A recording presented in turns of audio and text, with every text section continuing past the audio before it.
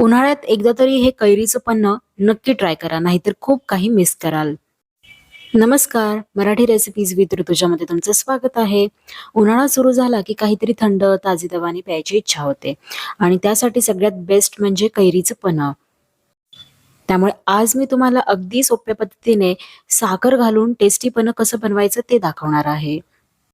तर चला मग वेळ वाया न घालवता रेसिपीला सुरुवात करूयात. साहित्य तुम्हाला डिस्क्रिप्शन बॉक्समध्ये सुद्धा बघायला मिळेल. आता कैरीचं पन्हं म्हटल्यानंतर आपल्याला इथे 2 ते 3 कच्च्या कैऱ्या घ्याव्या लागणार आहेत. स्वच्छ धुवून आणि कोरड्या करून घ्यायच्या. त्याच्यानंतर आपल्याला कैरीची साल काढून घ्यायची आहे. आता पन्हं बनवताना कैऱ्या नेहमी जास्त आंबट आणि कच्च्या वापरायच्या. त्यामुळे पन्ह्याची चव एकदम छान येते. कैरीची सालं काढून घेतल्यानंतर इथे तुम्ही आता कैरीला फक्त कट्स मारू शकता किंवा त्याचे असे मध्यम आकाराचे तुकडे करून घेऊ शकता. आपल्याला ही कैरी पाण्यामध्ये शिजवून घ्यायची आहे. त्यामुळे कशाही पद्धतीने तुम्ही इथे करू शकता. सगळ्या कैऱ्यांचे तुकडे करून घेतल्यानंतर इथे मी गॅसवरती एका पातेल्यामध्ये पाणी गरम करत ठेवलेलं होतं. हलकेसे त्याला बुडबुडे यायला लागले की यामध्ये आपण कैरी टाकणार आहोत.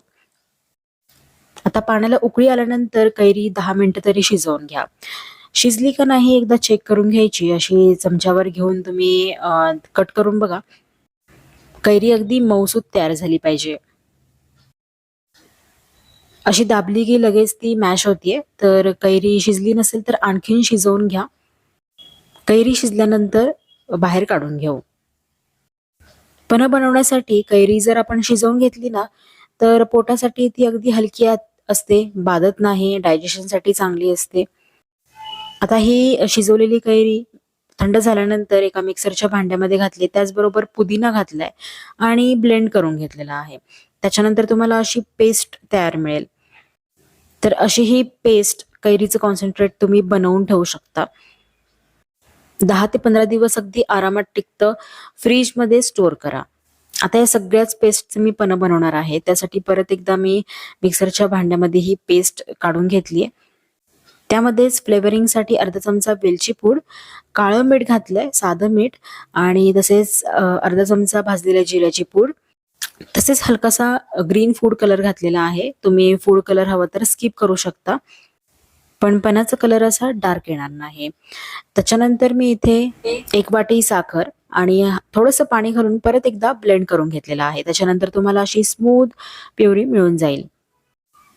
आता हा पल्प किंवा प्युरी तुम्ही गाळून घ्या, कारण यामध्ये कैरीचे रेषे-रेषे असतात. तर ते आपल्याला पल्पमध्ये नको आहेत, तर एकदा गाळून घ्या. त्याच्यानंतर अगदी हा स्मूथ आणि गुठळ्याविरहित पल्प मिळून जाईल. आता हा पल्प पण तुम्ही 10 ते 15 दिवस फ्रीजमध्ये स्टोअर करून ठेवू शकता आणि जेव्हा तुम्हाला वाटेल तेव्हा याचं पन्हं बनवून पिऊ शकता. तर बघा पल्पला कलर किती मस्त आलेला आहे. एकदम कूलिंग इफेक्ट देणारा वाटतोय, रिफ्रेशिंग वाटतोय.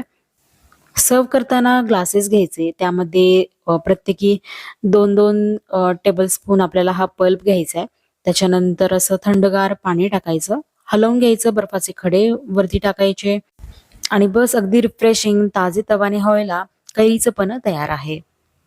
दिसायला देखील मस्त दिसते आणि चवीला देखील जबरदस्त आहे.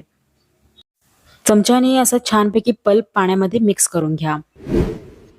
तुम्हाला जर शरीरातील गरमी कमी करायची असेल तर दुपारच्या वेळेला हे पन्हं पिऊ शकता. तसेच बाहेरून घरी आल्यानंतर 1 ग्लास पन्हं घेतलं तर लगेच फ्रेशनेस येतो. एनर्जी कमी वाटत असेल तर पन्हं अगदी इन्स्टंट बूस्ट देतं.